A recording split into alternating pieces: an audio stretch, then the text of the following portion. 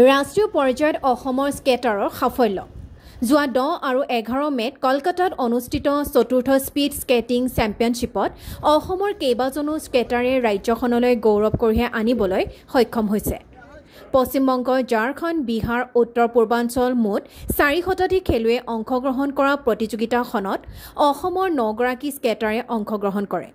তেওঁলোক হৈছে ৰিচাংকা গগৈ, তেজস্বী দত্ত আৰু ইউভিকা ভূঞাই দুটাকৈ সোণৰ পদক, জেশ্ৰীথা দত্তবৰুৱাই এটা ৰূপৰ আৰু এটা ব্ৰঞ্জৰ আৰু স্বৰ্গম কাশ্যপ শইকীয়াই দুটা ব্ৰঞ্জৰ পদকৰে ৰাজ্যখনলৈ গৌৰৱ কঢ়িয়াই আনিবলৈ সক্ষম হৈছে।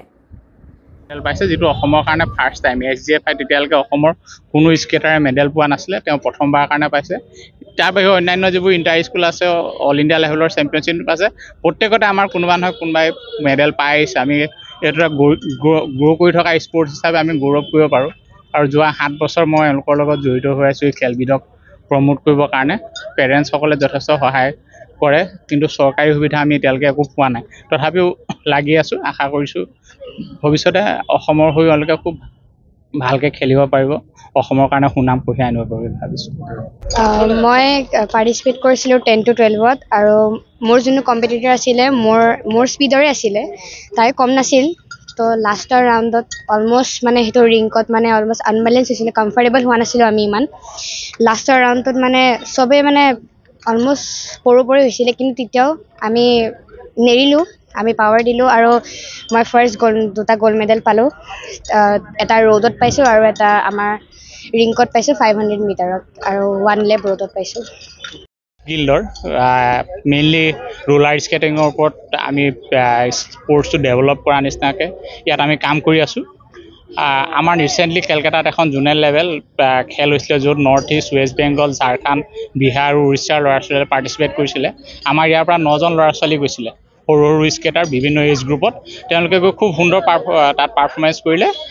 9জনৰ ভিতৰত 5জনে মেডেল পাবলৈ সক্ষম হৈছে, আৰু গ'ল্ড মেডেলেই বেছি আছে। আমাৰ 3জন স্কেটাৰে গ'ল্ড মেডেল পাইছে, 2টাকৈ, আৰু বাকীকেইজনে চিলভাৰ মেডেল পাইছে।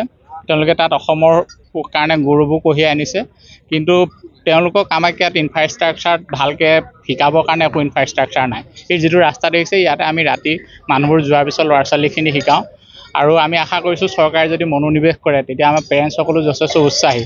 দুয়োটা পক্ষ লগ লাগিলে এই খেলবিধে অসমত জনপ্ৰিয়তাও পাব আৰু ৰাষ্ট্ৰীয় পৰ্যায়তো গৈ খুব ভাল কৰিব পাৰিব। আমাৰ ল'ৰা ছোৱালীবোৰে যোৱা 6 বছৰত ৰাষ্ট্ৰীয় পৰ্যায়ত বিভিন্ন ধৰণৰ খেলবোৰত, ইণ্টাৰ স্কুল হওক বা অন্যান্য ৰাষ্ট্ৰীয় খেলবোৰত খুব ভাল ধৰণে পাৰফৰ্মেঞ্চ কৰি গ'ল্ড, চিলভাৰ এনেধৰণৰ মেডেল পাই আহিছে। এইবাৰ নতুন ল'ৰা ছোৱালী আছিলে, একেবাৰে কম বয়স 6 বছৰ 5 বছৰৰ ছোৱালীও তাত গৈ ভালকৈ পাৰফৰ্মেঞ্চ কৰিছে। আশা কৰিছোঁ সুবিধা বা পালেও নাপালেও তেওঁলোকৰ যিটো উৎসাহ আছে, সেই উৎসাহে আমি অদূৰ ভৱিষ্যত আৰু ভালকৈ অসমৰ হৈ পাৰ্টিচিপেট কৰি ভাল ফল পাম বুলি আশা কৰিছোঁ। আৰু মোৰ বিশ্বাস আছে খেলবিধ অসমত এতিয়া যেনেকৈ আমাৰ মুঠতে গোটেই অসমত কমেও 400মান ল'ৰা ছোৱালীয়ে স্কেটিং কৰি আছে, গতিকে তেওঁলোকৰ টেলেণ্টৰ অভাৱ নাই, খালী সুবিধাৰ কাৰণে আমি বাচাই আছোঁ।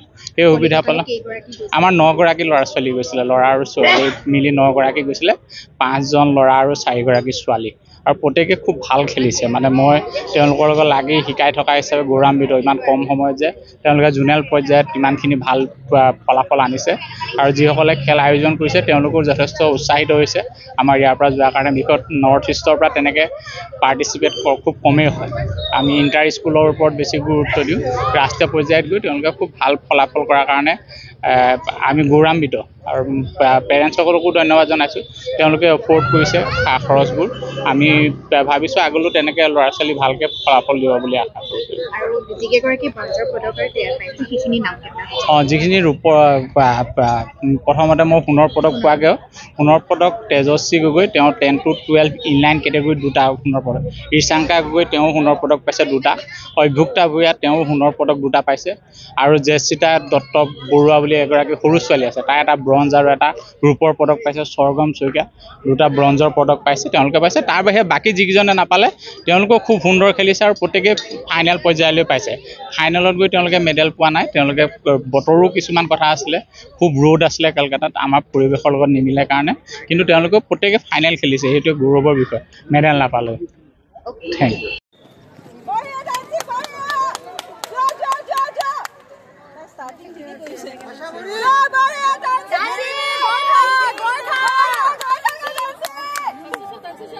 Nancy!